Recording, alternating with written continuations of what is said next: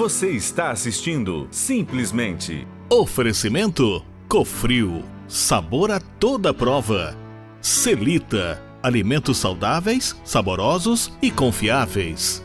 Reflete, móveis e decoração.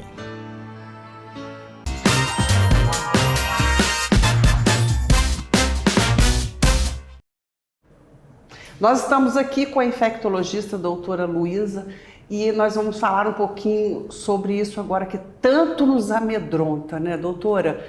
Essa doença do macaco, esses dias eu estava vendo uma propaganda, alguém falando alguma coisa, é melhor sair de calça para não sentar num lugar onde alguém sentou, blusa de manga comprida, máscara. É preciso que a gente tenha realmente todos esses medos, todos esses cuidados? Cuidado sempre é bom. Uhum. E ainda mais com uma doença nova, né? Não tão nova, porque a gente já teve casos aí alguns anos atrás de varíola humana, né? Que foi erradicada, inclusive, através de vacinação. Mas a varíola do macaco está aí, né, agora. Por ela ter uma transmissão por aerossol, ou seja, por gotículas, né, por saliva, e também por contato, é interessante essa proteção, sim. Porque a partir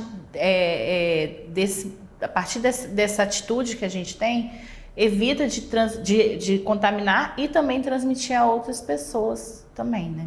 Agora eu te pergunto, eu tomei vacina de varíola há alguns anos atrás. Uhum. Essa vacina que eu tomei serve para isso ou ela já perdeu o efeito? Então, esse é o grande X da questão. E isso que está em estudo, e a gente tem estudos bastante otimistas em relação a isso.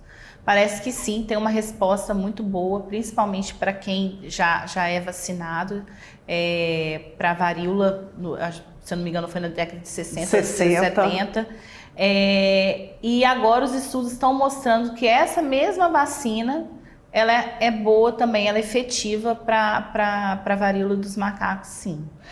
Bom, o que a gente tem visto, a gente não vê rosto, então o sujeito passa a ser algo que a gente quer de distância, né? Porque a gente vê todos aqueles machucados, aquelas bolhas, a gente nem pensa na pessoa enquanto sujeito, enquanto ser humano, mas sim naquilo que a gente quer distância.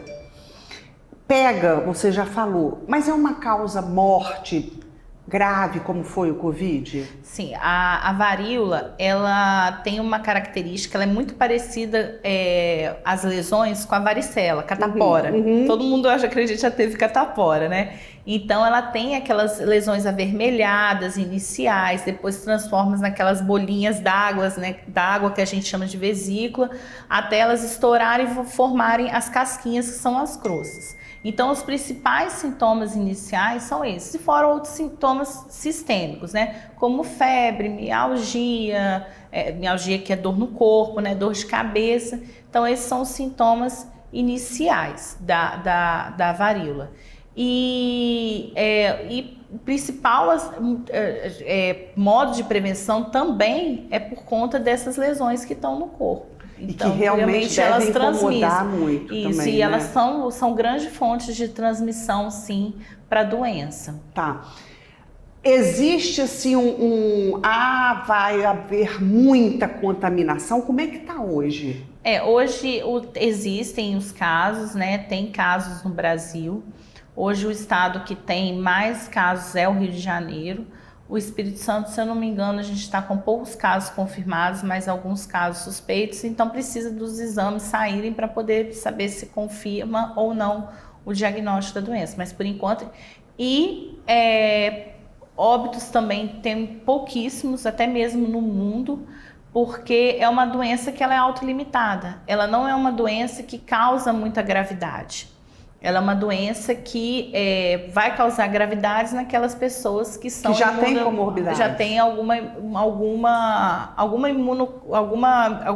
problema que causa imunidade baixa. Ela não é uma doença que agrava, por exemplo, ela causa problema nos rins, no fígado, no coração, enfim? Não, normalmente não. Mas ela, em pacientes imunocomprometidos, pode causar sim algum problema. Tá. Uma pergunta que eu achei muito interessante quando eu disse que a doutora vinha aqui Foi com relação a uma infecção, a pessoa ter, qual é a diferença de uma pequena infecção e de uma grande infecção? A pessoa perguntou assim, uma infecção na unha, que é uma infecção muito feia, ela é tão grave quanto uma infecção em algum órgão? Então, a questão da infecção a gente não vê, eu falo que não vê cara, né? Uhum. Então, assim, às vezes tem uma ferida muito feia, tem uma coisa muito feia, igual você comentou das lesões mesmo, e às vezes é uma doença tranquila. Só que o que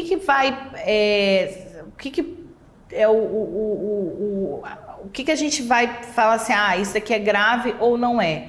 É quando, às vezes, o paciente, ele tem algum tipo de doença, algum tipo de comorbidade, ou seja, ele é diabético, hipertenso, tem uma diminuição de imunidade. Essas pessoas, por terem uma imunidade um pouco mais baixa, a tendência das infecções elas serem um pouco piores. Assim como também os extremos de idade, como crianças, né, lactentes, né, e também idosos. No entanto, não é porque o idoso vai ter uma infecção também que vai evoluir idoso, né? não vai evoluir de forma ruim. Ou um diabético que tiver uma infecção vai também evoluir mal. Mas eles são pacientes que realmente a gente tem que ter uma atenção maior, mais cuidado. Por exemplo, a gente estava até citando uma unha encravada. Uma unha encravada é diferente de uma pessoa que tem não tem comorbidade, né, como eu, você, e um paciente, por exemplo, que já tem um outro tipo de comorbidade como o diabético. Tanto que a gente pede para os diabéticos para terem cuidado em relação ao cuidado dos pés. Tá, legal isso, muito interessante. Doutora, olha só, no próximo bloco, eu achei assim muito interessante a colocação de uma pessoa que pediu para que você falasse um pouquinho sobre regiões perigosas. E eu vou falar o que é. Mas a gente vai para o intervalo e já nós estaremos de volta.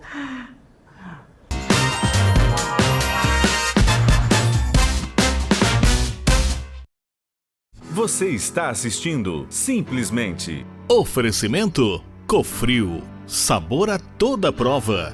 Celita, alimentos saudáveis, saborosos e confiáveis. Riflete, móveis e decoração.